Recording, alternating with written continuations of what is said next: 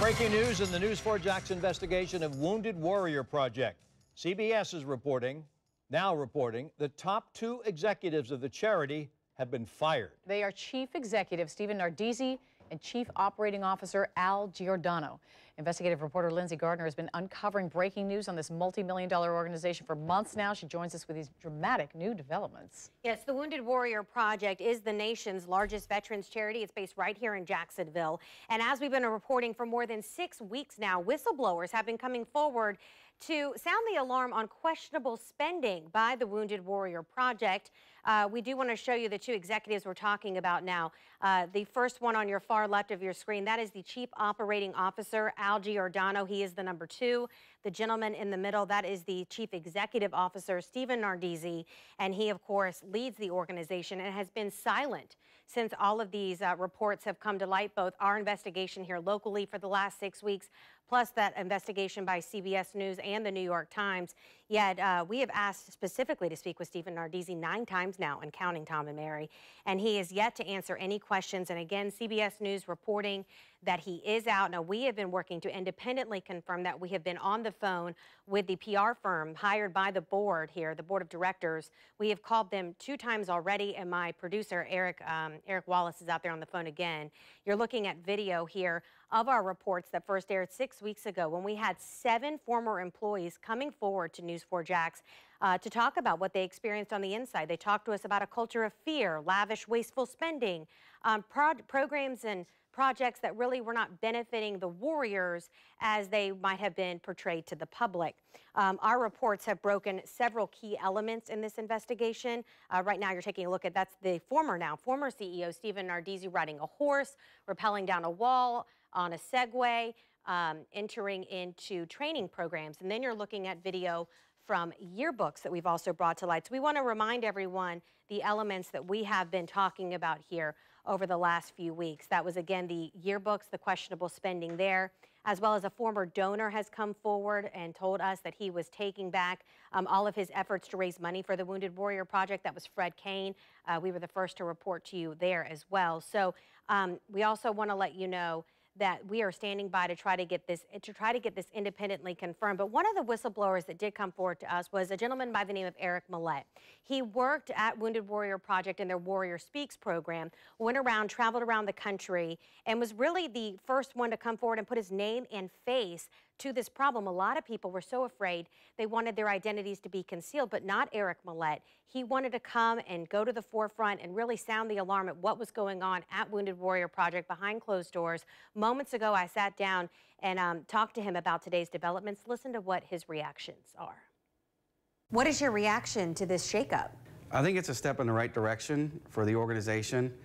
I think that it shows that the board took everybody's allegations of misuse of donor dollars seriously. They brought in independent auditors and did an investigation themselves and found everything that we were speaking of. And it shows that there was not complete transparency at the executive level of Wounded Warrior Project, that there were things being hidden and not being revealed to the public. Are you pleased that Stephen Nardizzi is no longer the CEO of Wounded Warrior Project? I'm encouraged by the fact that the board of directors for Wounded Warrior Project took these allegations seriously and did not look at us as a group of disgruntled employees, because that's not what we are. We're a group of former employees who are very concerned about America's brave men and women who fought so hard for our country, and we're also concerned about the donors and where their money was supposed to be going and where it was actually going. Do you think the Wounded Warrior Project elite thought they were untouchable? Absolutely. I think they hid things from the board, and by us coming forward, it shed some light on things that the board didn't have knowledge of or didn't know was going on. And when they did their audit and their investigation, they found it. And now they're going to hold those people responsible. Did you ever envision yourself as a whistleblower? No, never in that manner. I've always known that I was willing to do the hard right over the easy wrong and speak up when something needed to be said. I was ensured that I would not be sued. There would be no repercussions, no threats towards me, which I had been worried about the entire time. So it makes it a little bit easier. But standing up for my fellow veterans, those brave men and women who served right alongside me, they're family, and they deserve better. And the board is taking the necessary steps to make sure that they get what they deserve. This is how fearful Eric Millett has been of being sued since our reports aired. He said every time he's gone to work or come home, he holds his breath and he checks his front door, afraid that maybe there'd be a notice or maybe he would get served once he got to work. So he actually told me that this week a board member called him directly that was investigating all of these claims, and he spoke with that board member at length for an hour, and that board member even gave Eric Millett his personal cell phone and said, you call me anytime that you feel like there's something else that we as a board need to know. And as you heard Millett say just there, that is how important the board took, or how substantial they considered these allegations, which had to be such a relief there for Eric and other whistleblowers that felt like they were coming forward, even though they felt like they were truly in fear of being sued, for they felt like speaking the truth. Now, again, we want to let you know the board, as we reported weeks ago, 6 weeks ago this week, hired a PR firm, and we have called them 3 times now to try to get confirmation that, in fact, that CEO Stephen Nardizzi and COO Al Giordano are out the door. We were told they are in a meeting. The PR firm is in a meeting, and we are standing by to get a phone call back. I've spoken with their PR representative several times over the last few weeks. I know he has my cell phone, so as soon as we get more word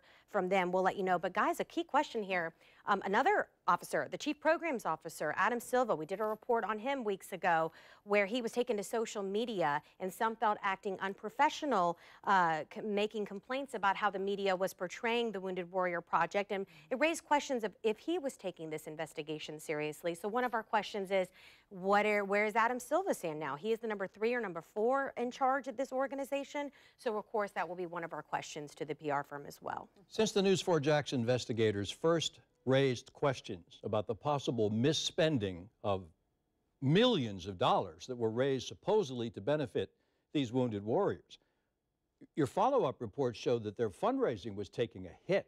Do you think there's a connection between that and these firings? You know, money talks, Tom. It comes down just simply to that. Now, we know that in their last IRS 990 that they have to disclose to the government and to the media, they brought in $350 million in donations. That's those $1,900 a month, $19 a month coming from the public.